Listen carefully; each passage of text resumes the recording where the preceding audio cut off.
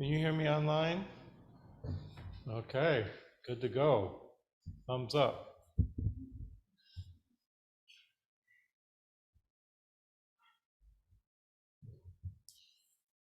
So we're in the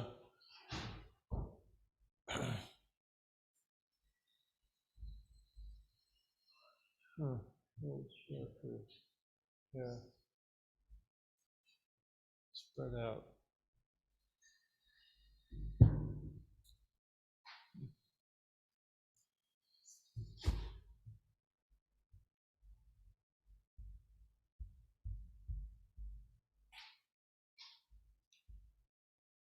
So good morning, everyone.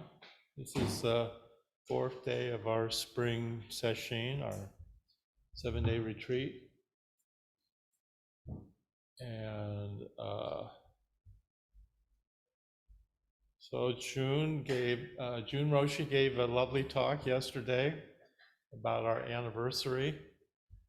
Talked about what she'd learned in our relationship and wanted to know what I had learned. I'm not sure what I learned.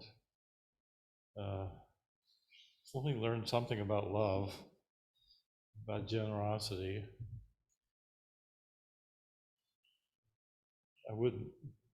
This Zen Center wouldn't be here if it wasn't for June Roshi. We wouldn't be here. There's no way.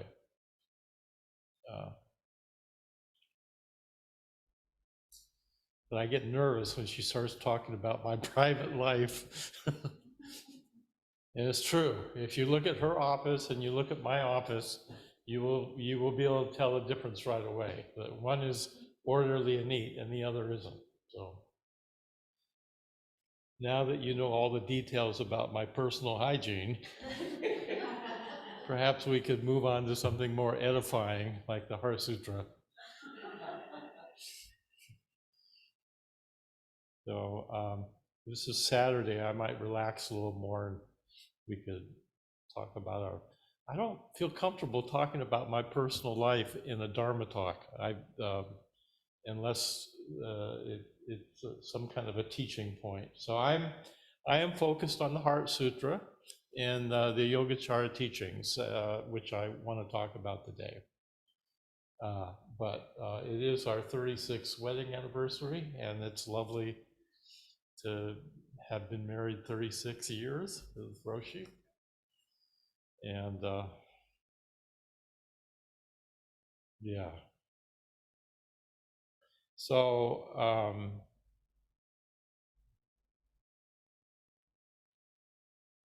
what I'd like to do is to, in a way, connect mindfulness with Zen today, because maybe there's a gap.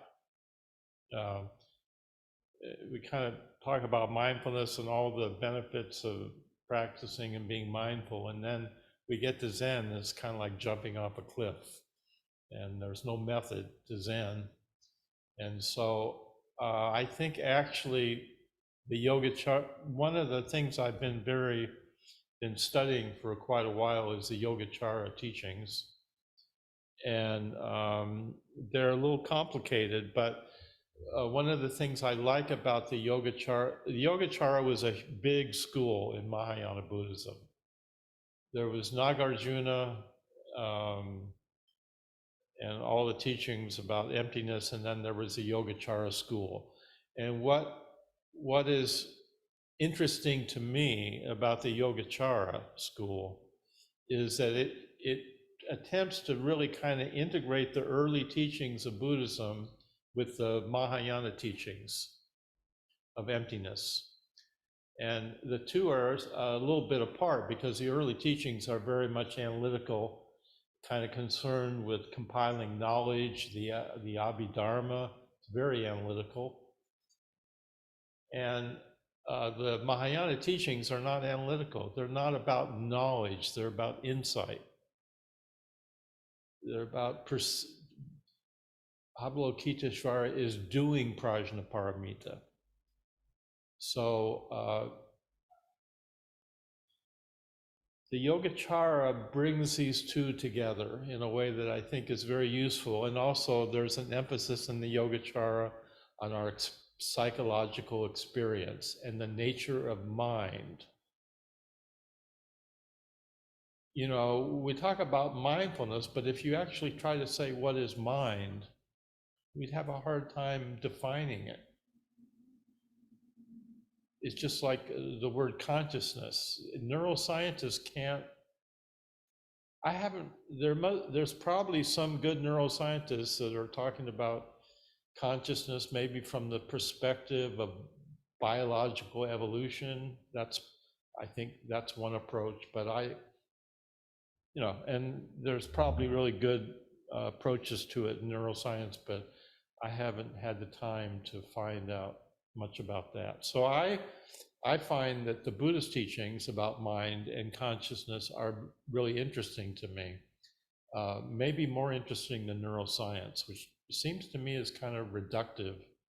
They always try to define mind in terms of the brain, and that just seems such a this inadequate way to talk about consciousness from my humble perspective. So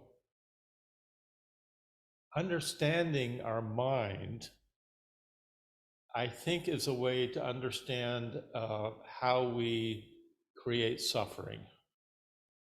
And if we understand how we create suffering, we're in a position to choose not to suffer.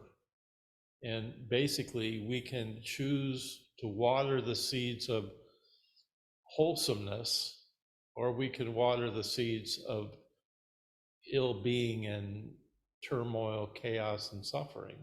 It's really up to us which one we want to water and cultivate. And Thich Nhat Hanh says this all the time, and it's a good reminder, living in the time that we live in, which is so chaotic, that we do have agency. We can choose. And so that's kind of what I want to talk about today. And I'm going to start by talking about a part of the Heart Sutra, and then I'm going to talk about the Yogacara teachings. So just a brief review. They're called the three turnings of the Dharma wheel. The first turning of the Dharma wheel is the early teachings of Buddha, Four Noble Truths, 5 skandhas, the Abhidharma, and then the second turning of the wheel is the Prajnaparamita teachings on emptiness. Yeah, very different approach. And then the third turning of the wheel is said to be the Yogacara school. And the Yogacara school was very popular in China, because the Chinese looked at the teachings on Prajnaparamita and emptiness, and they felt it seemed very nihilistic to them. So the Yogacara sutras talked a lot about Tathagata Garbha, the womb of the Buddha nature. And they talked, instead of talking about emptiness, they talked about your true nature, realizing your true nature, your Buddha nature. And the Chinese found that teaching much more accessible. It's the same teaching, but it was just presented in a more skillful way, or a different way that was more accessible to Chinese people. So, and you can critique any of these three schools. You can critique the early teachings for being too analytical. You can critique Prajnaparamita teachings for being too stuck on emptiness. And you can critique Buddha nature as being almost a return to some sense of an essence, that we have an essence called Buddha nature, which is clearly not the teachings, right? There's no belief in a soul in Buddhism. We don't have that notion at all. So in the Heart Sutra, and I'm not going to go, I actually like the translation we're chanting right now, the Korean translation. I really like it. And in fact, Ken, you want to get me the book because they say over and over in this translation that emptiness is not about being extinguished. It's a very common misunderstanding about emptiness. There, where does it say?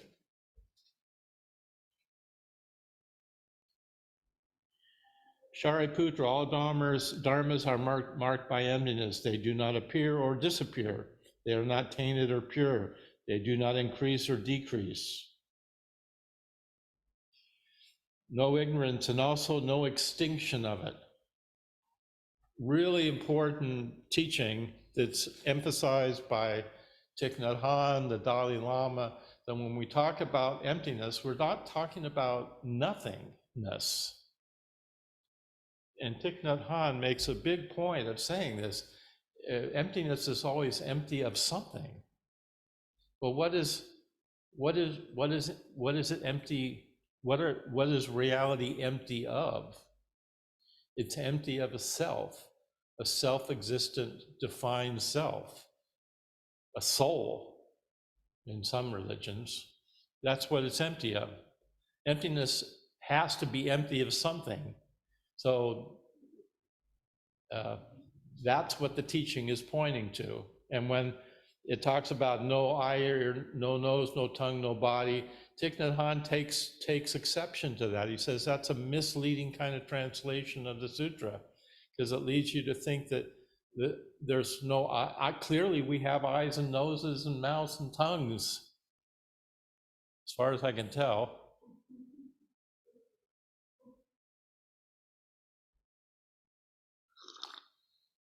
So what the sutra is saying is that these senses that we have, they're not separate either.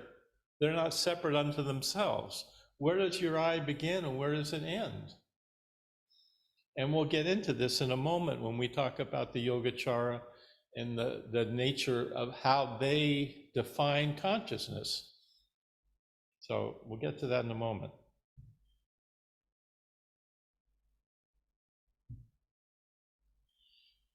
So I'm not going to go in a linear order, but I'm going to start by talking about independent co-arising, which is brought up in the Heart Sutra.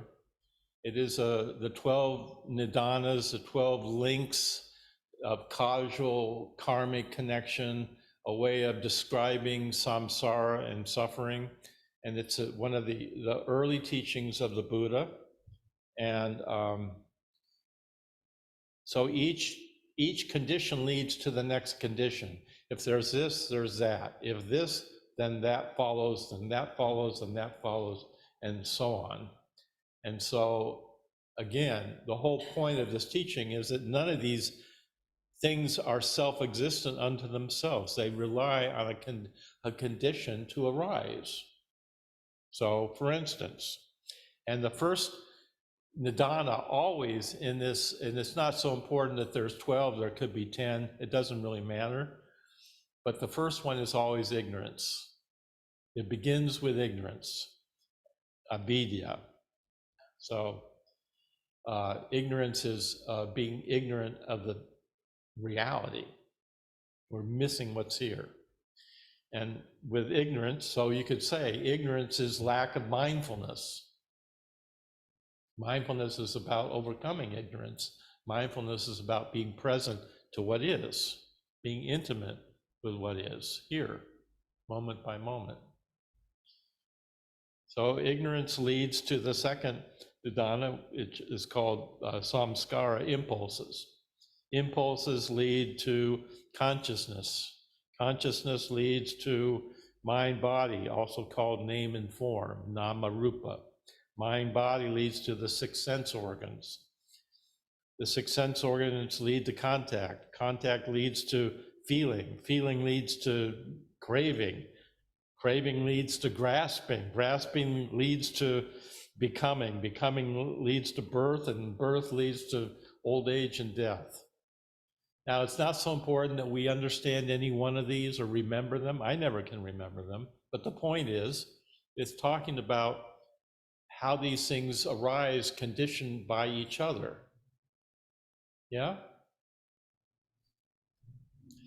So this teaching is a teaching about what drives samsara.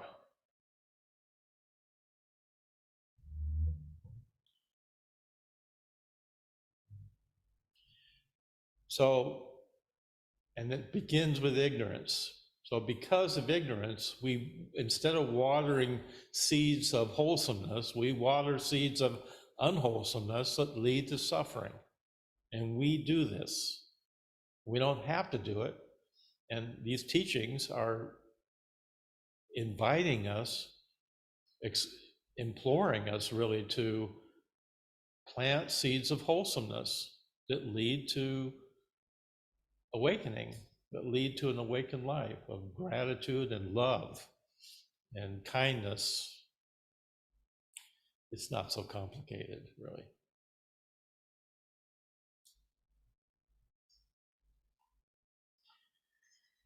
So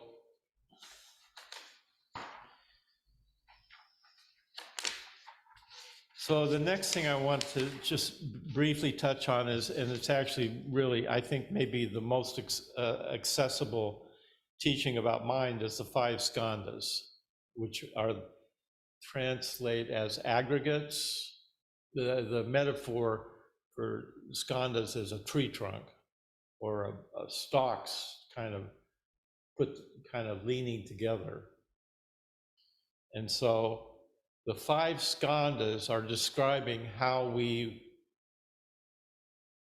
mind functions in a human being, how we come to be conscious. And they can lead to suffering, but they can lead to liberation as well. So if we are trying to understand what mind is, this is a good place to start. So the first skandha is rupa, form. But it's not material, anything physical in the material world. That's not what's meant by form.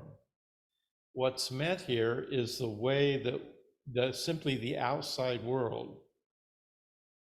So it's not a concrete object, it's the appearance of an object that we perceive as outside of ourselves, of our subjective experience. That's split between my subjective experience and the outside world.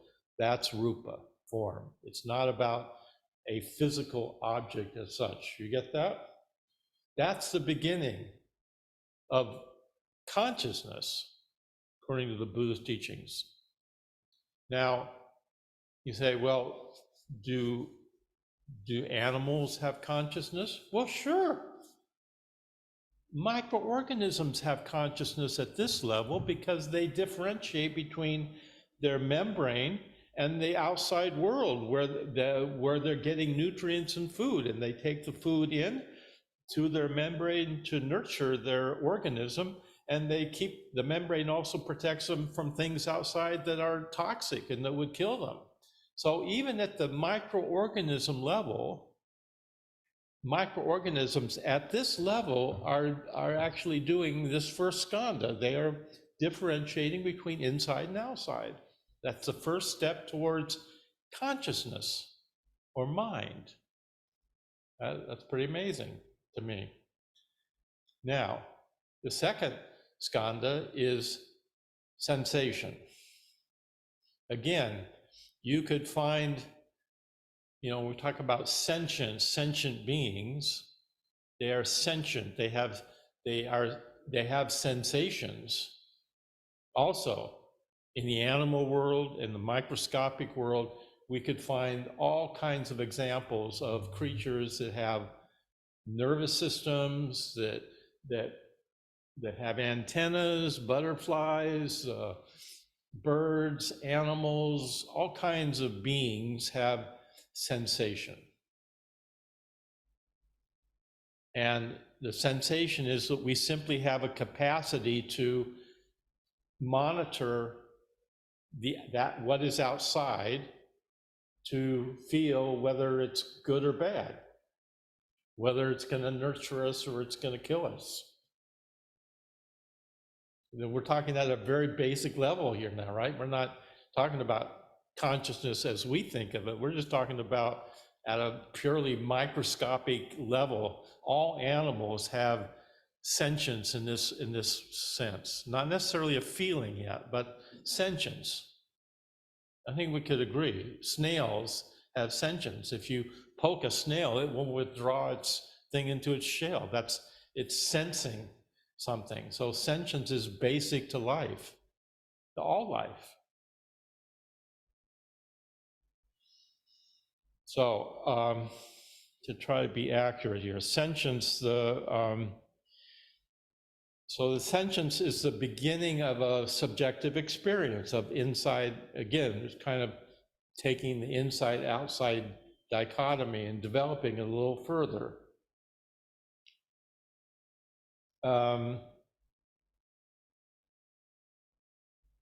Once you establish the existence of an outside world of form, sensation follows as the interface between name and form, between inner and outer.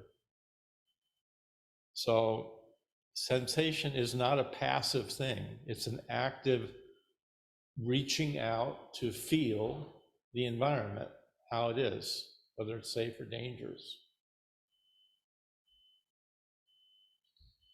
So I'm looking for the Sanskrit word for sensation, because Vedana is the Sanskrit word. So this is also sometimes translated as feeling tone.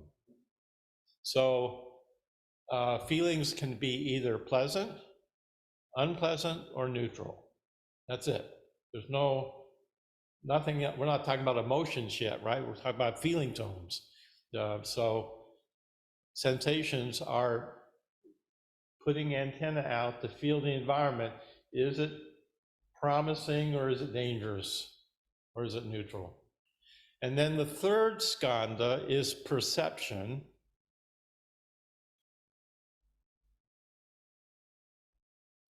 I want to be accurate here about the terms. Sanjana is the Sanskrit word for perception. Perception is now evaluating the feeling. It's starting to bring concept into the now we're talking about something more elaborate in terms of consciousness. And we could debate whether animals have this or not. Clearly, animals have a feeling tone of what's pleasant or not.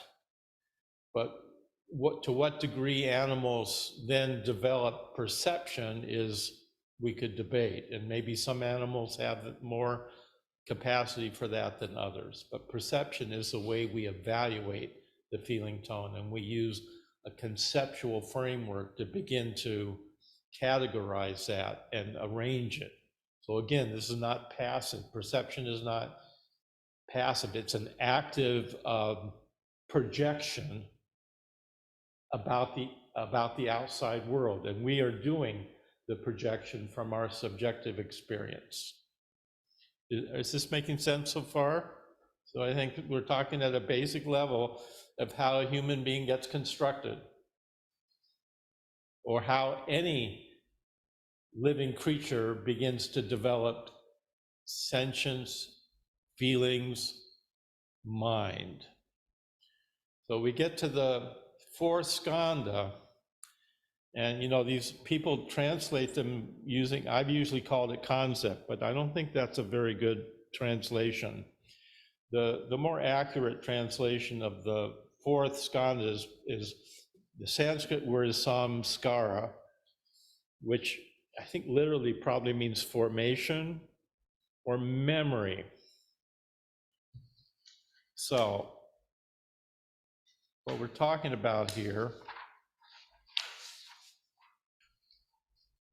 sam means together, and kri means to put together. So samskara is our kind of karmic genome. All the experiences we have had in the past, up until this present moment, come together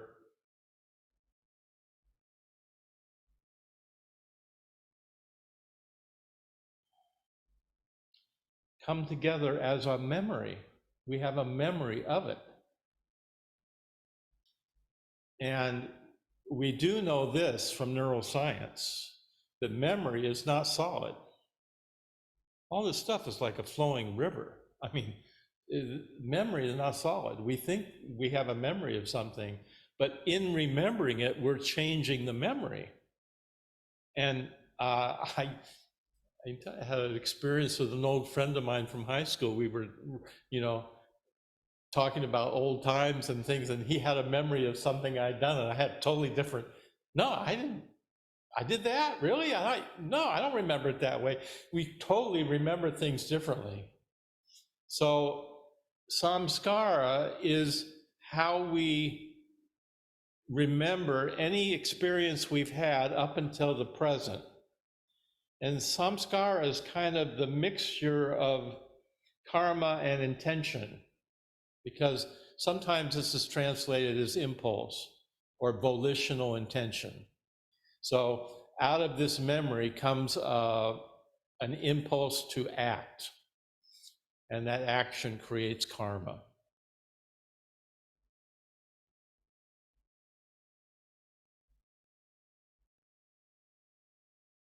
So samskara supplies the templates that perception applies to sensations and forms. They each rely on each other. You can't have one without the other. None of these are self-existent. Put these things together and you get a human being with consciousness, with a mind. And then the fifth one, which no one seems to ever really talk about too much, is called vijnana, which is consciousness. So why don't we talk about it? Because it's like the hand trying to grab itself. How do we talk about our own consciousness, our own deep subjective experience? It's hard to do because we can't get outside of ourselves and talk about it, which is why neuroscience can't talk about it, because no scientists can see inside what our subjective experience is. So the Sanskrit word for consciousness here, vijnana, V means to divide. Vijnana means knowledge, the knowledge that divides.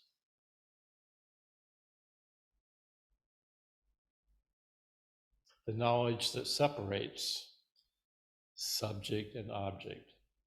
So if we were looking at this in terms of ego, we could make a very strong case for how to understand ego, or the self that we construct. If we solidify each of these steps and we believe that we are this consciousness and it's self-existing, we can easily begin to think of ourselves as an isolated self with a consciousness and a mind, and our feelings are mine and we take them personally, and all the suffering that goes with that. Are you with me? But I think it's important to get is that skandha doesn't necessarily mean suffering. It's just talking about how a self is constructed. And I think that's really important, that this is seems to me an accessible teaching for understanding mind, how we have a mind. And then what we do with that mind is what matters, whether we create suffering with it or we plant seeds of wholesomeness. And this is going to lead us into Yogacara next. So so in the literature, the metaphors for the skandhas, form is compared to foam because it cannot be grasped. Sensation is compared to a bubble because it lasts for an instant. Perception is compared to a mirage because it appears to exist. Memory is compared to a banana tree because it has no core. A banana tree, because it has no core. You know, banana trees. Remember how the banana trees are in Hawaii? Have you ever seen a banana tree? They're kind of hollow inside. They have no core. Yeah, but anyway, yeah. And consciousness is said to be an illusion because it's a well-concealed deception. Wow.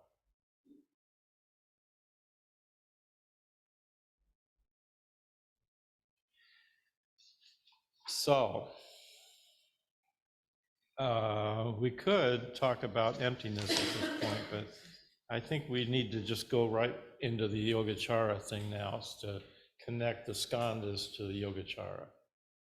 So we're not in the Heart Sutra anymore exactly, although we are. I mean, everything's in the Heart Sutra. But here's what the Yogacaras developed, which was a really interesting discovery. They talk about the eight consciousnesses. They said there are 8 consciousnesses. And the first 5 are based on our senses: seeing, hearing, smelling, tasting, touching. The 6th consciousness is mind. The 7th is called mana, which has to do with self. And the 8th is called the storehouse consciousness. 8 conscious. Now, in order for there to be, again, in our Western way, when we use the word conscience, we're already thinking it's something. We're looking for something called we name it like a noun. But the teachings here, all this is all this stuff is, a lot of it's unconscious, like the storehouse conscious. We are not conscious of it. It's a container for seeds. And the seeds can either be wholesome or unwholesome. And the seeds in the container are completely interrelated. There can't be a container without seeds. There can't be seeds without the container. So the seeds are in the container, and when I get triggered and I become angry, the seeds in my storehouse consciousness for anger that were latent have become manifest and formed in this present moment. And all the seeds are in the storehouse conscious, and basically it's unconscious to me until it manifests as some emotion or experience that I'm having. Now, the way they get at consciousness, if you take the first 5, Yogacaras say, and it's often referred to as mind only school. Yogacaras are saying, all we have is mind. We don't have anything else other than our experience. They're not saying reality is mind. They're not saying that would be a reduction, right? They're saying all we have is our mind, our subjective experience of the world that we split off from out there. And in order for consciousness to even arise, there have to be, in terms of the sense consciousness, there have to be 3 things. There has to be an organ, like an eye, or a nose, or a tongue, or an ear. There has to be an object of that organ, something that is seen, a sound that is heard, something that is tasted. There has to be an object, and there has to be contact between those 2. And if any of those are missing, you don't have eye consciousness or nose consciousness. Yes? So that's a really interesting way of thinking about consciousness. First, we start with all we have are our 5 senses, seemingly. That's what our subjective experience is based on. And, like when you go to sleep at night and you close your eyes, you don't have eye consciousness at that moment because your eyes are closed. So you're not seeing any objects. Now you are seeing things inside. And one of the things that defines Homo sapiens or differentiates us from animals is that we have the capacity to imagine something that's here that's not here. We can do it in our mind. So the 6th consciousness is mind consciousness. So the Yogacaras believe that we have our five senses, and then we have mind, which is considered a kind of sense. But mind also, mind consciousness has to have a mind. It has to be minding, has to have a object that it is thinking of, and there has to be a contact between the two. So mind is also considered to be one of the 8 consciousnesses. Then you get to the mana, the 7th consciousness, and it gets complicated. But essentially, the mana, 7th consciousness, is the notion of self. And the mana consciousness is interrelated with the storehouse conscious. The two are interrelated. So the mana consciousness arises in the storehouse, and then it wants to take something there and make it into its own territory, so to speak. It wants to grab onto something in the storehouse and make it its own. And the teaching in Yogacara is,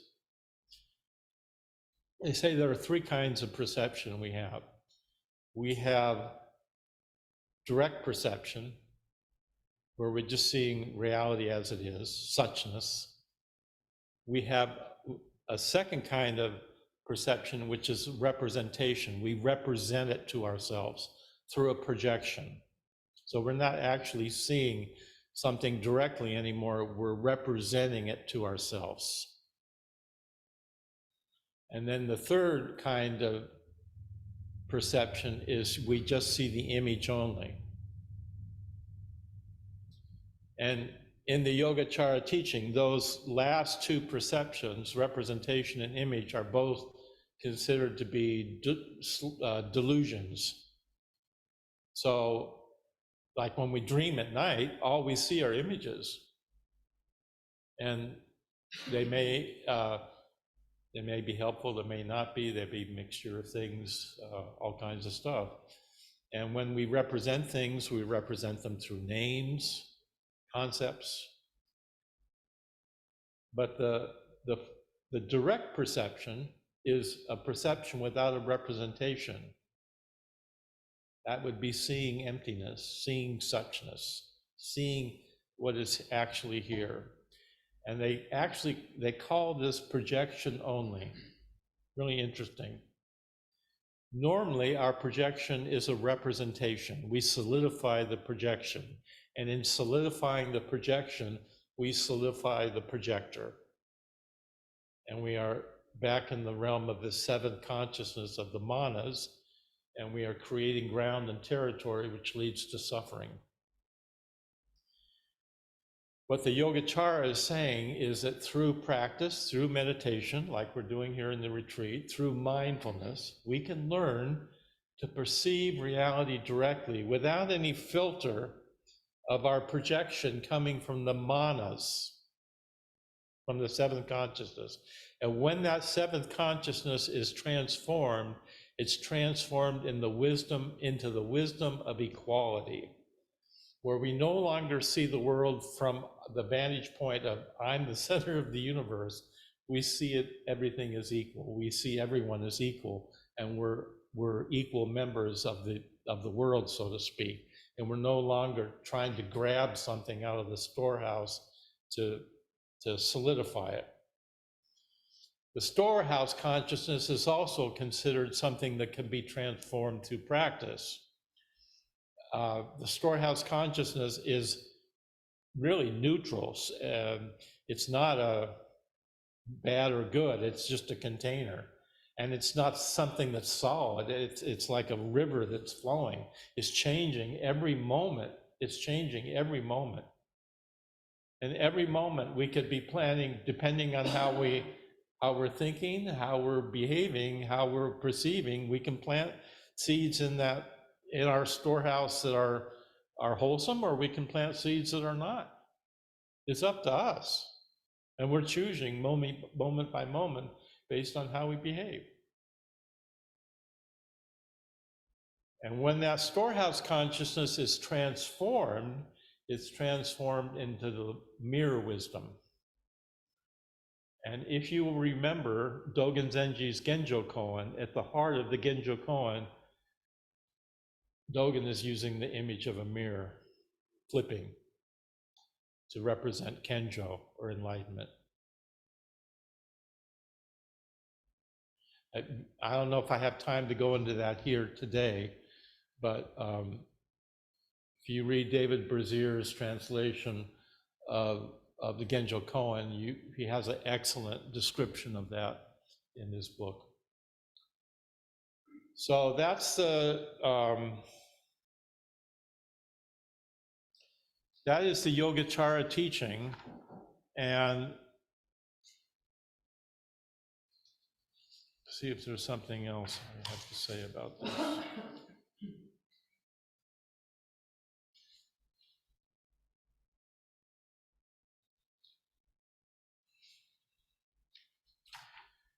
It gets complicated. They talk about different kinds of conditions, and in the Heart Sutra, when it's talking about the 6 sense bases, the 6 objects of perception resulting in the 6 consciousnesses.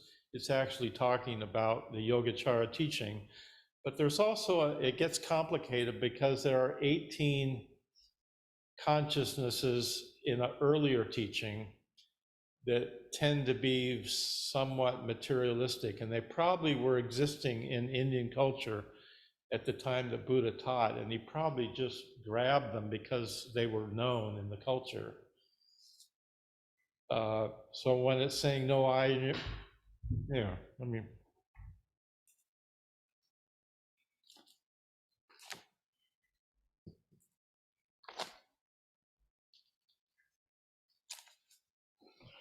no eyes, no ears, no nose, no tongue, no body, no color, no object of mind, no object of seeing. There's the eye and the object of seeing.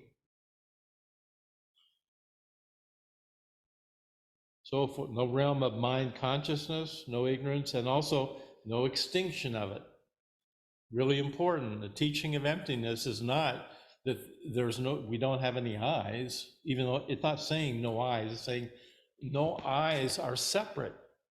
Eyes depend on conditions to be conscious. Eyes depend on seeing something. Our eyes see something, and then there's a contact between the organ of our eye and what we see. And those 3 things bring about eye consciousnesses. Think about it. Animals all have different ways of seeing. When we were on vacation in December, I was reading about hawks. Hawks have a way of, they can see the infrared spectrum of color that we can't see. And what that allows them to do is when they're looking at a field, the mice, when they shit, it leaves something that reads as an infrared reading that the hawk sees. So when a hawk looks at a field, and it can tell if there's mice in the field because it'll see all kinds of infrared stuff all over them. And that's how it knows, I'm going to hang out in this field for breakfast. Now, we don't, so that's for a hawk, that's eye consciousness. They see a different, bats, all dogs, cats, animals have different ways of seeing. We just assume that ours is the way that reality is, but we even know that our brain is actually turning everything upside, we actually are seeing things upside down, and our brain is turning it right side up. I mean, this goes on and on. So the point here is that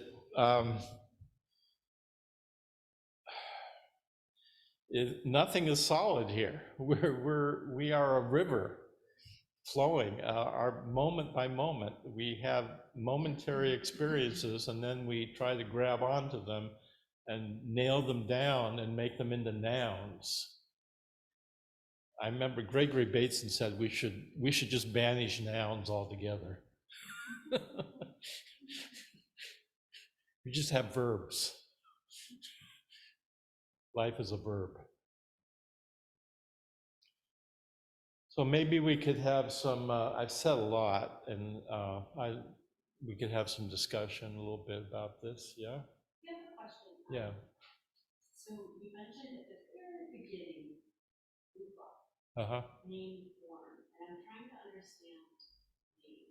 Is there another, did that mean source or did that mean language? Say that again?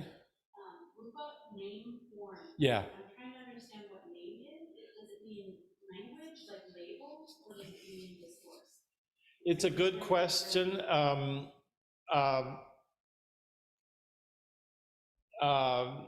Nama Rupa is in the 12 dependent originations. I was looking for that because I had this question too. Nama is associated with Rupa in the 12 links of dependent origination. So it goes ignorance, impulses, consciousness, mind, body, which is name and form, Nama Rupa. So the Rupa is the way we divide the inside and the outside, and Nama is the way we frame it, the way we know it, the way we begin to know it as or differentiate it from our inside. Yeah. So, like, if you went back to this notion of three kinds of perception, direct seeing is if you look at a wood platform with four legs, that you're just seeing that. As soon as you name it, you're representing it to yourself as a table. Yeah? And we do this unconsciously. It's just part of our language and what we do. But the naming is already a way that we have solidified that form from a direct perception into a noun, into a thing. And now it feels like it's more separate from us. It convinces us we objectify reality out there that way. Yeah, yeah. So, yeah, go ahead. So the three perceptions would be a slab of wood with four, legs. Yeah. There would be a table, or I remember when my ex used to say to me, "Look at that, it's disgusting." That would be that's the perception or the judgment of the table having my stuff on. Yeah, that's representing, that's projecting onto the table some evaluation. That's not the third perception. I'm not sure. Okay. Yeah. Me either. Yeah. Okay, But wait, just let me go back. Projection only means you're seeing the table without that evaluation. Okay? Without it being good or bad. Without the judgment. Okay. Okay, so I'm understanding then that my karmic conditioning is directly related to the storehouse. All of our karmic condition is related to the storehouse. So the storehouse then has no beginning. Huh? The storehouse has no beginning. No beginning or ending. It's just here, and it's unconscious to us. We never can be conscious of it. Okay, so my practice then in Zazen, as I'm practicing, I am in the practice then, not consciously, I am kind of unearthing the seeds that are in the storehouse. So then in the relative world, it's a responsibility, right speech, right language, so that I don't continue to perpetuate what might be grown in the storehouse. Absolutely. Okay. I mean, Buddhism is a moral teaching. I don't see how you can get away from it. The precepts, all this stuff the Buddha is talking about is how we behave. Right speech, right conduct, right action. It's a moral teaching. And it's not moralistic, but it's moral in the sense that we are moral beings. And if we behave with integrity, with kindness, with compassion, with empathy, with patience, with the 6 paramitas, then we plant seeds of wholesomeness in our storehouse consciousness. If we behave with greed, anger, ignorance, hatred, jealousy, pride, we plant seeds of unwholesomeness in our storehouse consciousness that will lay there latent until such time as they bear fruit. So in a sense, we all have a lot of seeds in our storehouse that we put there that are kind of waiting to bear fruit. And depending on which seeds you water, certain seeds will sprout and certain seeds will remain latent. So we probably all have a seed in our storehouse consciousness for anger, and depending on the conditions in our, what's going on in our daily life, if someone is rude to us, we could react with anger, and we're watering that seed. On the other hand, if we were practicing the paramitas of patience or something, and someone's rude to us, and we actually have a sense that, oh, that person's having a bad day, and we don't react to it, then we're actually planting a different kind of seed. We're watering another kind of seed in the storehouse, which is going to bring out a different result.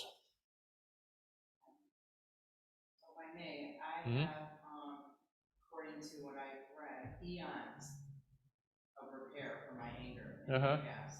Yeah. Is there any grace for all of the anger seeds when I was not awakened yet, and I was not Any grace of this precious life? You understand? I feel sometimes like appreciating my precious life right now in this human form, that I would never have the capacity to make up for the eons of anger. Oh no, I don't think that's the teaching. I think that the redemption is always the teaching. Okay. Redemption is, it's easy to misinterpret karma as some kind of that you deserve something, or that you make it concrete. And there are fundamentalist Buddhists that take karma literally, and that is not the teaching of the Buddha. I don't believe that's the teaching at all. So redemption is always possible, and no matter how bad our life has been up to this point, it is possible to change that radically based on how we choose to work with our experience moment by moment. So we're not stuck with some destiny that we have to drag around our shadow. You own the shadow through practice, and then it's no longer a shadow. So those seeds, maybe in the past it didn't take much to water them, but the more you practice, maybe you have to really water that seed of anger to get it to grow and come up. So I think the main point here is that we can choose whether we want to live a life that's awakened, or we can live a life of suffering and turmoil and anguish. It's really up to each of us. And I think this is a lovely teaching, a very positive teaching for our time, because it's easy to be dispirited. It's easy to be jaded about politics. One of the things you'll find in the teachings is they don't talk about governments and politics because it didn't have any spiritual connection to their lives. What they talk about are the three marks of existence: impermanence, suffering, no self, because that, from the point of view of the Buddhists, was what they had agency over. They could work with that. But to talk about politics and governments is kind of useless. We should still go vote, by the way. We should still participate in our government. But there's just a lot of stuff that just gets us jaded and dispirited by the world around us out there. And if you think that your happiness depends on changing something out there, you're going to be disappointed, because we're not going to change those big things out there. We can advocate to change things. We certainly can work to, if that is what you want to do. Nothing the matter with that. But basically, I think our task is to go inside and work on ourselves so that we don't project all our suffering and chaos out into the world. And so that's what you're doing in retreat. You're sitting with yourself so that you won't do that. And if everyone would sit with themselves like this, it'd be a lot better world. But, you know, the problem is that a lot of, now I'm starting to rant, but, you know, if you think that human beings are unique because we have a soul, for instance, which is a common belief in a lot of religions, not in Buddhism, then you're setting up the whole sense that then we must be better than animals because they don't have soul. Well, that's a strange narrative to bring into the world. Then that means we're better than animals? I think we're probably the worst animal on the planet. Aren't we the only animal that's our own predator? You mean we eat ourselves? We kill ourselves, we kill our own, We do kill our own species. we kill our own species. I don't think other animals, they will oftentimes fight, but they don't exterminate their own species. I don't know. Yeah, So, mind. yeah. I wonder why they didn't say brain. Well, they didn't know about the brain back then. I see. I don't think they really knew about neuroscience when they were developing these teachings. They were empirical, natural empiricists. They observed human behavior very carefully. They couldn't have come up with the Abhidharma. They were Buddha, Shakyamuni Buddha is a phenomenologist. He wasn't talking about metaphysics. He was trying to talk about real experience that people have and how to live a better life. Because it seems like the higher notes, that's like all under the category of mind. Versus, and brain included. Well, they don't use the word brain as far as I know, but they. But today we could. Huh? Today we could, couldn't we? Well, yes, you could, and if you were using the brain, then you would also notice that you can't isolate the eye. The eye is connected to another part of the brain, and so these things are. The organ of the eye is connected to the part of the brain, but you could still say that that eye doesn't really exist unless it has an object of seeing and a contact between the two. There has to be light for me to see you.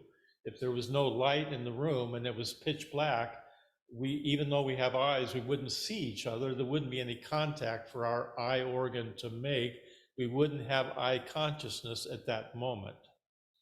Now, mind, interesting, they actually use that as the sixth consciousness in the Yogacara teaching. They consider mind a kind of organ that knows. Mind is what is aware of something. It has to be an organ of mind, which you might call the brain. I think it's more complicated than that, but okay, so the brain is an organ of mind, and it knows something, and there has to be a way to connect the mind to what it knows.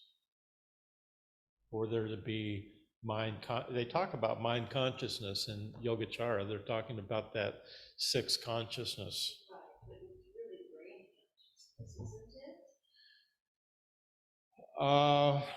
I wouldn't use that word. They don't. I know they don't because they didn't know about the brain then. Right? They call the brain the mind. Brain just feels reductive to me. I mean, it just feels like mind is a broader. Eye is reductive, ear is reductive. No, it's not actually in this teaching. The eye organ doesn't. When they say no eye in the Heart Sutra, they're saying the eye isn't isolated as an organ. The eye is actually only exists dependent on other conditions. Yeah. They'll actually, in the book I read recently, Zen Brain Horizons, written by a neurosurgeon, who's also a Buddhist. Yeah. Basically, how we look triggers different parts of the brain. So if I look at something close, if I look at Uh-huh. Julie, my limbic system and my ego gets triggered because the fight flight gets triggered by looking close. Whereas if I look up, and particularly, you said, for whatever reason, up and to the left, it bypasses the limbic system, there's less ego, and you can look more. So it absolutely is more, it is kind of reductive, but it's so much more complex, and it does tie back into the teaching pretty hand in foot, or hand in side. I'm not saying there's nothing to neuroscience. I just don't know. It's just very complicated to me, and I can't say anything with a great deal of confidence about it. Just that, I haven't really thought about this so much, but it seems that mind is the whole body. Mind, body. But so the brain is also connected to the body. There's no duality there. The mind, body is one thing. But the brain is also connected to the body. Oh, yeah, that's right, there's no duality. Yeah. So that's right, it's confusing, because you think, when they say Well, mind, you think brain. No, here, let's, well, Anyway. no, let me clarify something. I think it's important.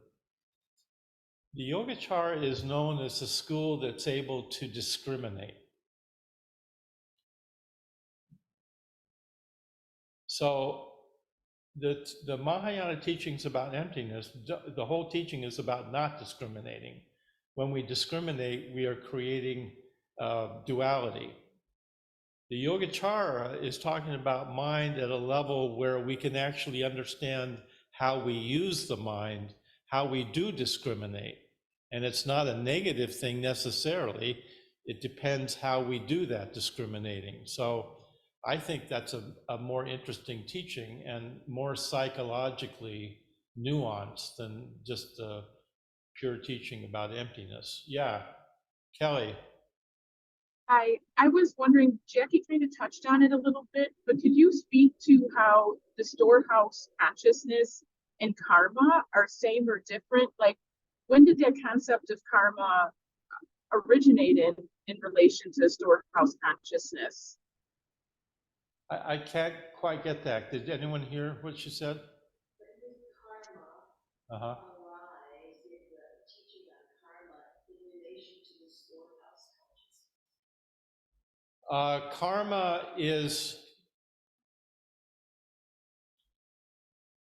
Karma simply means action. So the possibility of karma exists in the storehouse consciousness because there are these seeds there. And depending on which seeds we water, that will bring forth karma. But we have, in a sense, created those seeds from before. So they often talk about the fruition of karma. You don't know when karma will bear its fruit. Maybe you did something really mean to somebody 5 years ago, and you planted a seed of that meanness in your storehouse consciousness, which is latent there. And then some condition arises in your life where you start to water that, and you have some very unpleasant experience. Maybe somebody's mean to you or something happens. That's karma. Karma is simply an intention that gets watered, that becomes action through an impulse. So it's complicated. Karma is not so easy to understand. I think it's an important teaching in Buddhism, though, cause and effect, that otherwise there'd be no morality. There'd be no reason to be moral because it wouldn't matter how we behave. But it does matter how we behave. It absolutely matters. So maybe that's enough for one day, huh? Yeah. So thank you, everyone.